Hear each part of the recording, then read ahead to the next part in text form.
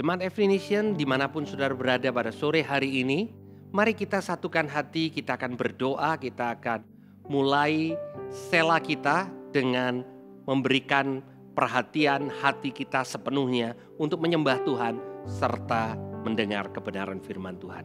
Tuhan, kami mengucap syukur untuk kesempatan kami boleh datang, menghampiri hadirat-Mu Tuhan, berbicara kepada kami, dan pada waktu kami menyembah Engkau, kami percaya ada hadirat-Mu yang menjamah kami, yang memberikan kekuatan dan ketenangan atas hidup kami. Terima kasih Tuhan di dalam nama Yesus. Amin.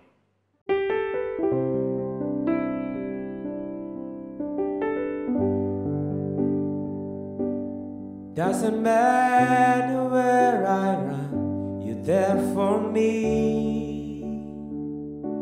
It doesn't matter what I've done, your love's for me. You wipe away the tears, you leave me when I fall. My life is saved by the mercy of your grace. It doesn't matter where I go, you walk with me. Doesn't matter when I fall, you cover me. You wipe away the tears, you leave me when I fall. My life is saved by the mercy of your grace. You are my Father, provider, you're my deliverer. Your mercy embrace me, surround me through your everlasting love. Father, I worship you.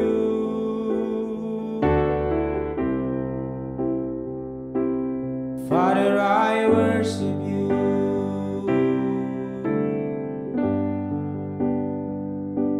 It doesn't matter where I run, you're there for me. It doesn't matter what I've done, your love's for me. You wipe away the tears, you leave me when I fall. My life is saved by the mercy of your grace. It doesn't matter where I go, you walk with me. It doesn't matter when I fall, you cover me. You wipe away the tears, you leave me when I fall. My life is saved by the mercy of your grace. You are my Father, provider, you're my deliverer. Your mercy embrace me, surround me through your everlasting love. Father, I worship you.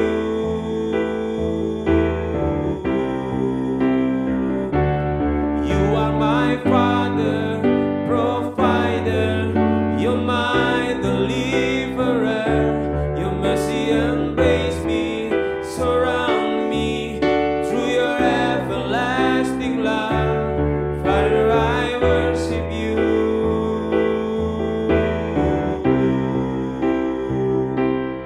Father, I worship you. Oh.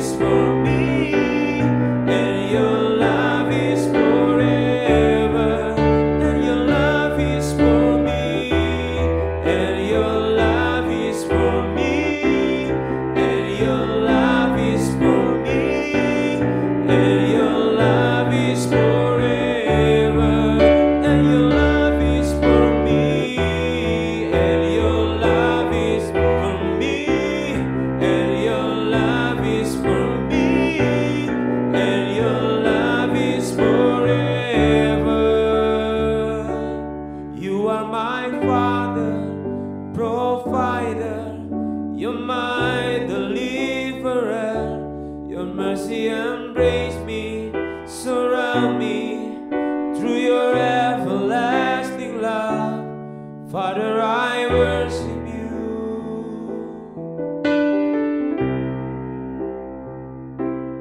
Father, I worship you.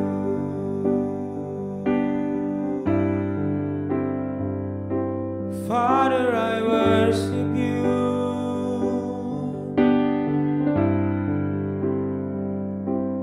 Father, I worship you.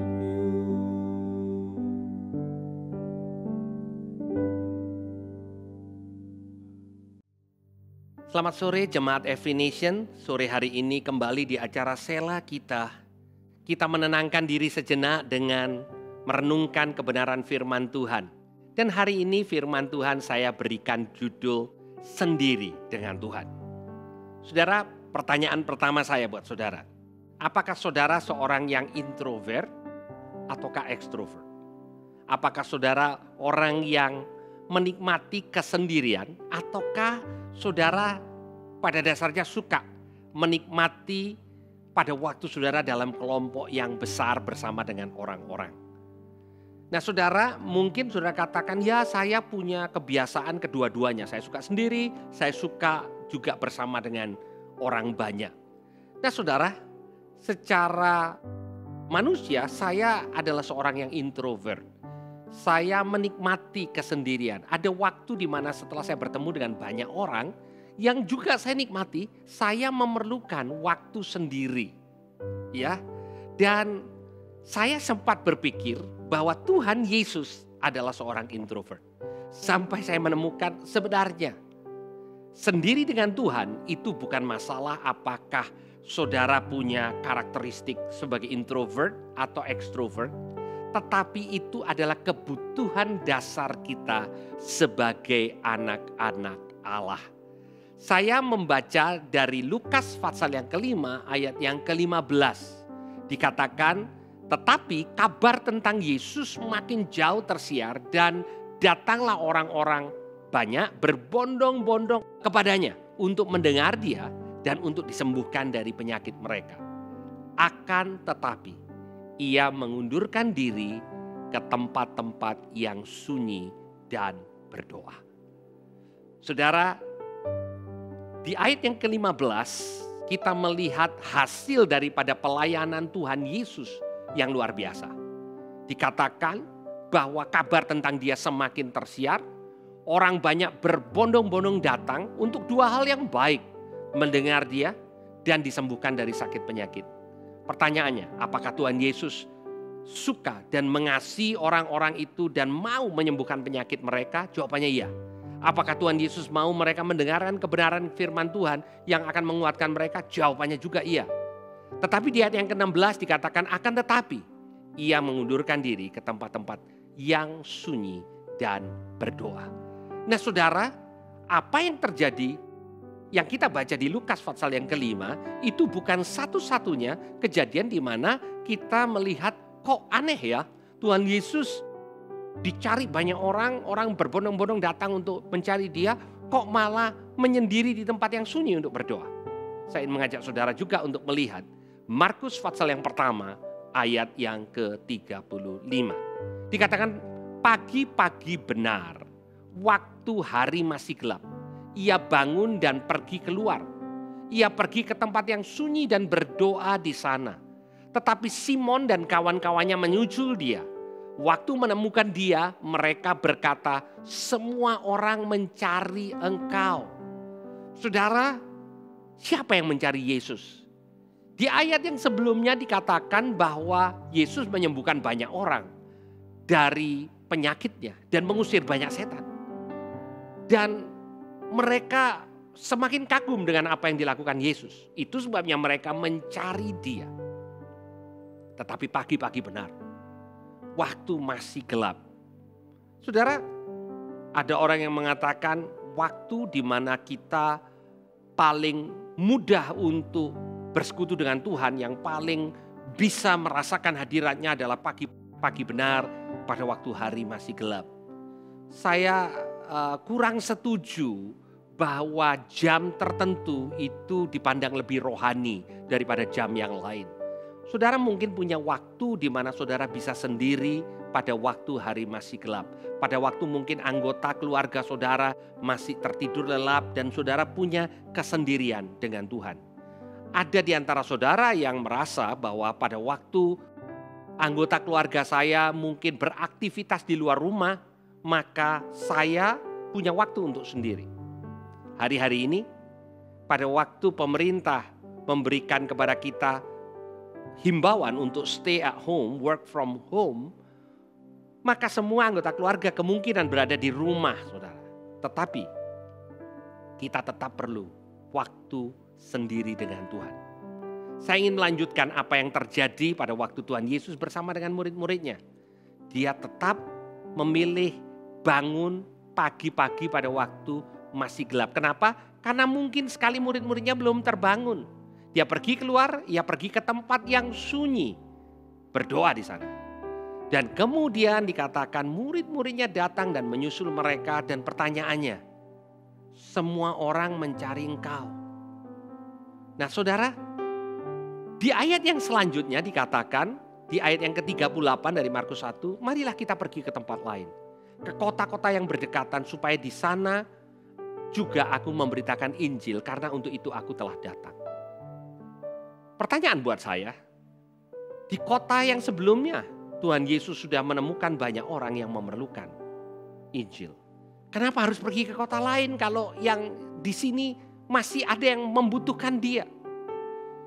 Tahukah saudara jawabannya? Pada waktu dia teduh sendiri, Bapa di sorga berbicara kepada Yesus. Roh Kudus menuntun Yesus untuk pergi ke tempat lain. Saudara, kita butuh tuntunan Tuhan, bukan pengalaman. Seringkali kita bersandar kepada pengalaman kita lebih daripada tuntunan Tuhan.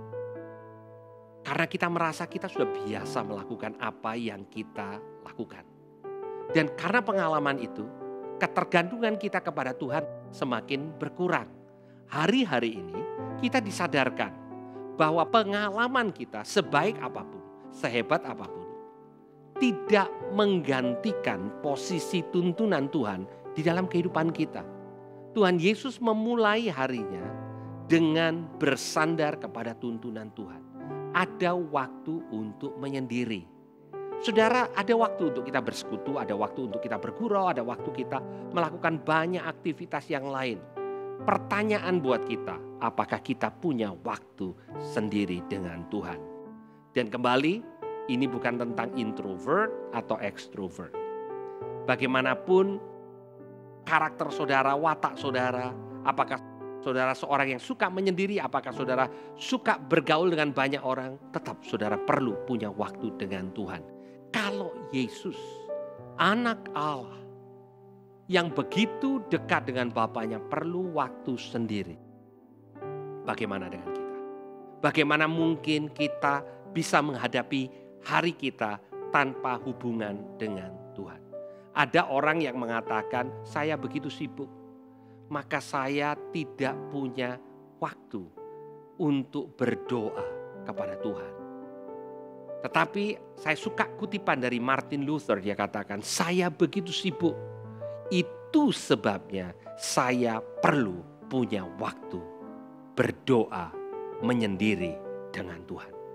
Kalau saudara merasa saudara sibuk, kalau saudara merasa saudara perlu membuat keputusan dan banyak hal yang saudara perlu tentukan dalam hidup ini yang saudara nggak yakin apa yang harus saudara lakukan, mari kita kembali kepada perkara yang penting tapi terlupakan. Waktu sendiri dengan Tuhan. Di waktu-waktu kita berada di rumah, pada saat-saat seperti ini keadaan tidak menentu. Saya mendorong jemaat Tuhan, ambil waktu sendiri dengan Tuhan. Kita baru selesai melakukan doa puasa sebagai satu keluarga rohani Every Nation. Saudara, bukan hanya waktu puasa kita punya waktu sendiri dengan Tuhan. Jadikan ini sebagai habit, satu kebiasaan di mana kita membangun kebersamaan waktu kita dengan Tuhan. Mana waktu yang cocok buat saudara? Mungkin di pagi hari, mungkin siang hari, mungkin tengah malam. Tetapi apakah saudara punya waktu yang sendiri? Di mana dia pergi ke tempat yang sunyi dan berdoa.